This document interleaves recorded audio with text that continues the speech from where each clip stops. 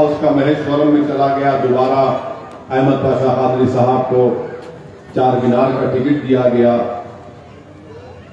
پھر 2014 میں چار مینار کے رکن اسمبلی کے طور پر منتخب ہوئے.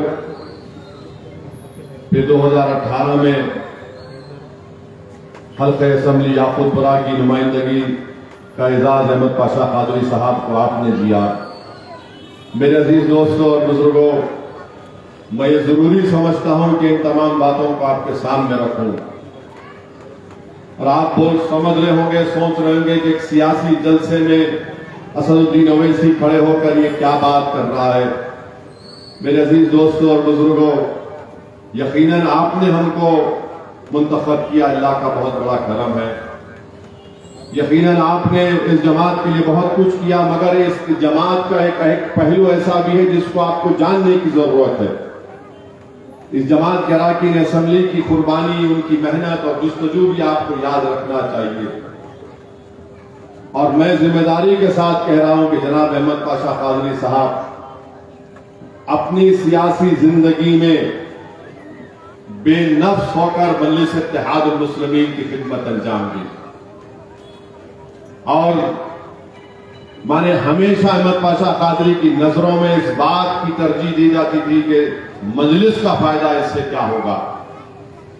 اور احمد پاشا قادری صاحب مجلس میں بہت سے اتار چڑھاؤ آئے، لوگ آتے گئے، لوگ چھوڑتے بھی گئے. مجلس کے بڑے بھائی، ان کے والد حضرت کامل صاحب رحمۃ اللہ علیہ، یہ سب مجلس کے اس وقت کے سفر کے ساتھی ہیں جب مجلس کو کوئی جانتا نہیں تھا.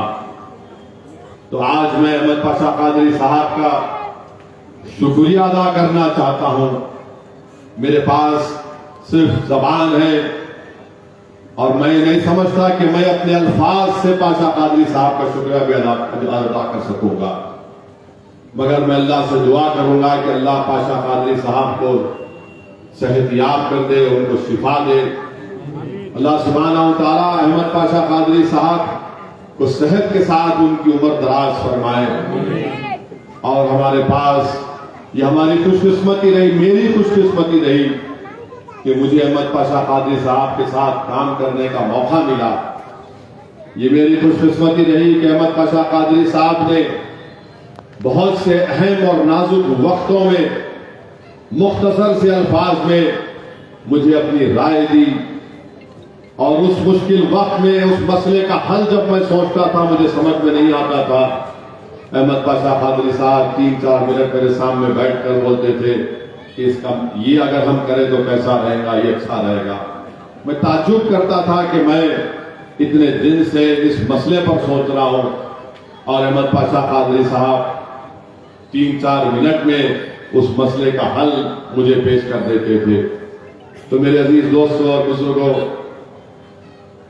آپ نے یقیناً احمد پاشا قادری صاحب کو اپنے ووٹوں سے اور دعاؤں سے کامیاب کیا، مگر میرا بھی اخلاقی فریضہ ہے کہ میں اسی ایک جماعت کے ذمہ دار کے میں احمد پاشا قادری صاحب کا شکریہ ادا کروں. اور جب میں ممتاز خان صاحب امریکہ میں تھے، واپس آئے، تو میں واپس آنے کے بعد دونوں احمد پاشا قادری صاحب کو اور ممتاز خان صاحب کو بلا کر بیٹھ کر بات کر کے کہا کہ میں آپ سے ایک بات کہنا چاہ رہا ہوں. میں آپ کو یاد دلانا چاہ رہا ہوں کہ میں نے 2018 میں آپ سے اس بات کو کہا تھا کہ آئندہ اسمبلی انتخابات میں ہم کو یاقوت پورہ اور چار مینار سے نئے امیدواروں کو میدان میں اتارنا پڑے گا.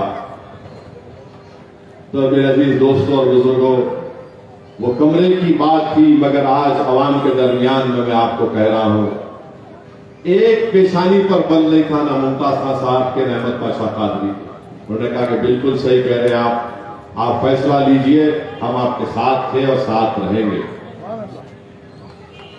اور جب دونوں نے یہ بات کہی، میں پاشا کو دیکھ کر میری آنکھ میں آنسو آ گئے.